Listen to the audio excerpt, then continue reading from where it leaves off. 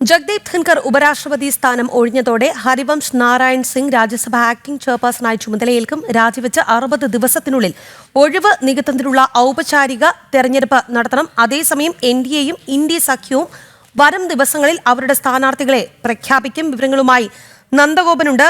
നന്ദൻ, ഏറ്റവും ഒടുവിലായി ലഭിക്കുന്ന വിവരമനുസരിച്ച് ഭരണഘടനയുടെ ആർട്ടിക്കിൾ 67A പ്രകാരം ഉപരാഷ്ട്രപതിയുടെ രാജി അംഗീകരിച്ചു എന്നുള്ളതാണ്. ആഭ്യന്തര മന്ത്രാലയം ഇക്കാര്യം അറിയിച്ചിട്ടുമുണ്ട്.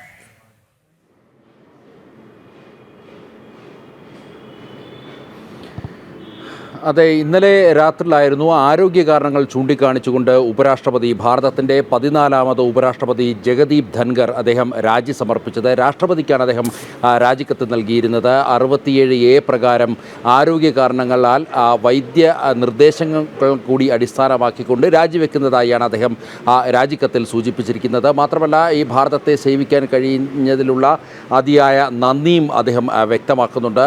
നിലവിൽ ഇപ്പോൾ ആക്ടിംഗ് എന്ന് പറയുന്നത് ഹരിവംശ് നാരായൺ സിംഗ് ആണ്. ഹരിവംശ് നാരായൺ സിംഗ് ബീഹാറിൽ നിന്നുമുള്ള രാജ്യസഭാംഗമാണ്. അദ്ദേഹമാണിപ്പോൾ ഈ ആക്ടിംഗ് അധ്യക്ഷനായിട്ട് ഇപ്പോൾ എത്തി നിൽക്കുന്നത്.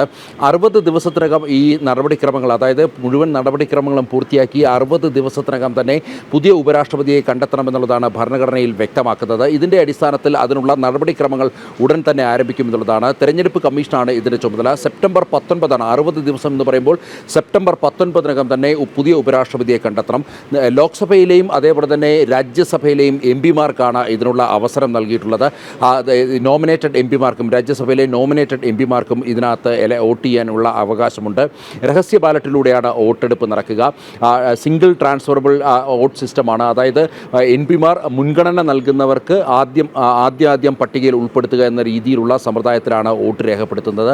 അതിനുശേഷം ആരാണ് ഈ ഉപരാഷ്ട്രപതി എന്നുള്ള കാര്യം വ്യക്തമാകും. ഏതായാലും എൻഡിഎയും, അതായത് BJP നേതൃത്വം നൽകുന്ന എൻഡിഎയും അതേപോലെ തന്നെ പ്രതിപക്ഷം കോൺഗ്രസ് നേതൃത്വം നൽകുന്ന ഇന്ത്യ സഖ്യവും ഇതിനോടകം തന്നെ ചർച്ചകൾ ആരംഭിച്ചു. ആരാകണം ഉപരാഷ്ട്രപതി എന്നുള്ള കാര്യത്തിൽ.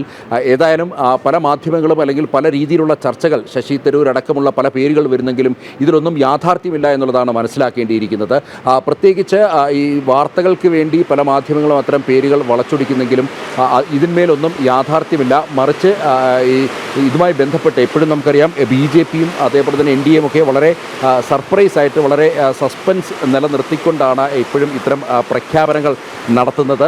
അപ്പോൾ സ്വാഭാവികമായും ആരാണ് എന്നുള്ള കാര്യം അത് നമുക്ക് ഇപ്പോഴും ഊഹിക്കാൻ പോലും കഴിയാത്ത ഒരു സ്ഥിതിവിശേഷമാണ്. ഏതായാലും വളരെ അപ്രതീക്ഷിതമായി ഒരു സ്ഥാനാർത്ഥി ഉണ്ടാകുമെന്നുള്ളത് നമുക്ക് പ്രതീക്ഷിക്കാം. പ്രത്യേകിച്ച് ബീഹാറിൽ നിന്നും പശ്ചിമ ബംഗാളിൻ്റെ ഗവർണറായിരുന്ന സമയത്താണ് ജഗദീപ് ധൻകറിനെ ഉപരാഷ്ട്രപതി സ്ഥാനത്തേക്ക് മത്സരിപ്പിക്കുവാൻ വേണ്ടി NDA തീരുമാനിച്ചത് എന്നുള്ളതാണ് ശ്രദ്ധേയം.